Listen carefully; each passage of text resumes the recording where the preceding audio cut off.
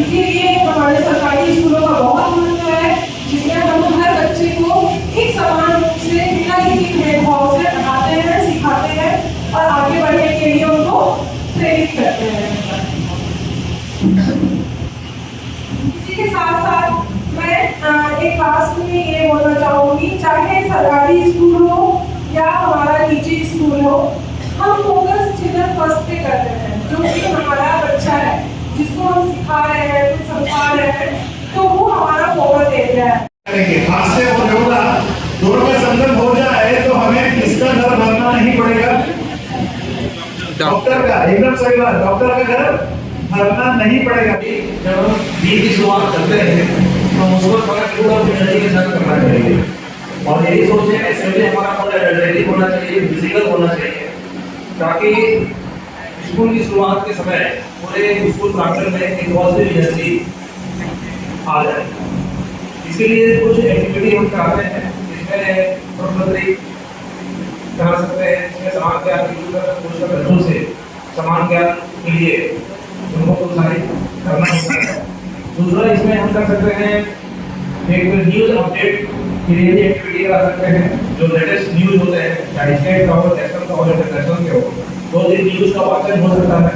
तीसरा गतिविधि हम करा सकते हैं, एक आदर्श वाक्य का वाचन जरूर हो और इसमें इस बात का ध्यान रखा जाए कि पूरे एक साल तक उसमें बारी बारी से कोशिश तो ये होनी चाहिए कि स्कूल के सभी बच्चों को मौका मिले सामने आकर अपनी बात कहने का, जिससे बच्चों का कॉन्फिडेंस भी बढ़ता है और संवाद मौका भी बढ़ता है। हमारा उद्देश्य यही होता है कि बच्चों का व्यक्तित्व निर्माण कैसे हो, व्यक्तित्व निर्माण करने में ये काफी सहयोगी सिद्ध होगा अगर हम इस प्रकार का एक्टिविटी करते हैं अपने स्कूलों में।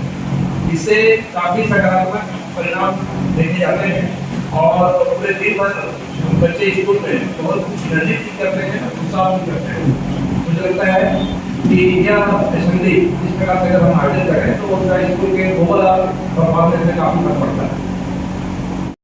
शिक्षा एक महत्वपूर्ण भूमिका निभा सकता है, उनको प्रोत्साहित कर सकता है सामने आने के लिए। जैसे मेरे या प्राइवेट बच्चों की मैं बात करूँ तो वो सामने आने में झिझक महसूस करते हैं। ऐसे बच्चों को मोटिवेट करके सामने आना और जब सामने बच्चे इस तरह से बोलते हैं तो उनको प्रोत्साहित करने।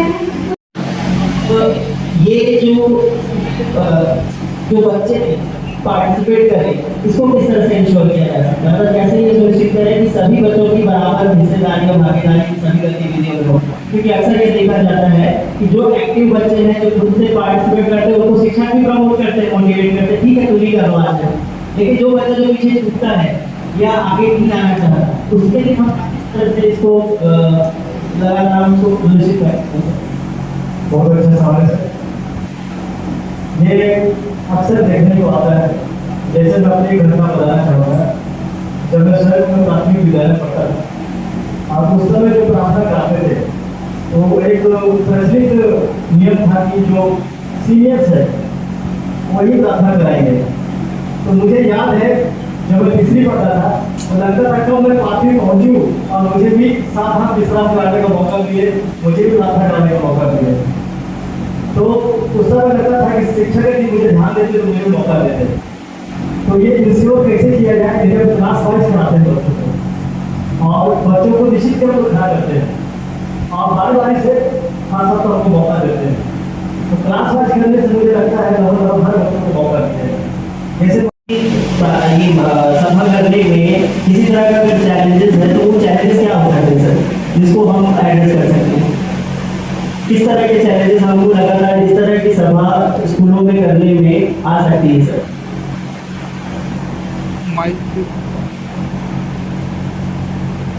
तो प्री प्लान होना चाहिए और इसमें चैलेंज का तो ये है कि टीचर्स जो है बच्चों को पहले प्रिपेयर करेंगे।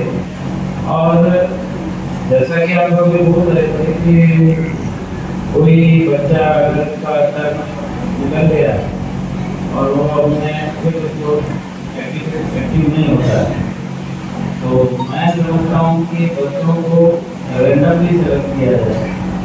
मानो को बताया मत जाएगी बता तो ये हो सकता है। तो बाकी चैलेंज ये हो सकता है कि भाई बच्चे जो है अपना पाठ जो अदा हम उसमें ड्यूटी का अदा करते हैं वो ठीक तरीके से नहीं कर पा रहे हैं या करते हैं तो टीचर को उनको प्रिपेयर करवाएं और उनको बताएं कि किस तरीके से उनको परफॉर्म करना है तो उनका परफॉर्मेंस बेटर होगा। और बीच में हम कहना चाहिए अगर हमको बच्चों में एनर्जेटिक बनाना है, एनर्जी का संचार करना है तो एनर्जी की शुरुआत 10 बजे से शुरुआत नहीं होती हमारी, बिस्तर छोड़ने से शुरुआत होती है हमारी एनर्जी की कि हम कितने एनर्जेटिक पूरे दिन में रहने वाले हैं। तो हमको वहां से हमको बच्चों को शिक्षा देने की आवश्यकता है कि सो के उठ के सबसे पहले अपने मम्मी पापा को प्रणाम करो, सो के उठ के बिस्तर जैसे छोड़ो बिस्तर समेट के रखो। मैं अगर आपको किसी अस्त व्यस्त कमरे में बंद कर देता हूँ तो आपको घुटन से महसूस होगी, लेकिन यदि साफ सुथरे कमरे में आपको बैठा देता हूँ तो आपको अच्छा फील होगा। तो बच्चों को हम लोग एक दिन में नहीं होगा ये चीज कि एक सप्ताह एक महीना में नहीं होगा, पर मेरे हिसाब से सर चुनाव को हमें के द्वारा इस टाइप का या धीरे धीरे इस टाइप का ये पहला कार्यक्रम है जहाँ जितने भी हमारे जो अच्छे या पूरे जिले के सबसे बेहतर शिक्षक हैं वो यहाँ इस कार्यक्रम में शरीक होकर अपनी जो भी शिक्षा के संबंध में अपनी राय उन्होंने दिया है। इसी पे कई विषयों पर चर्चा हुई होगी और विषयों पर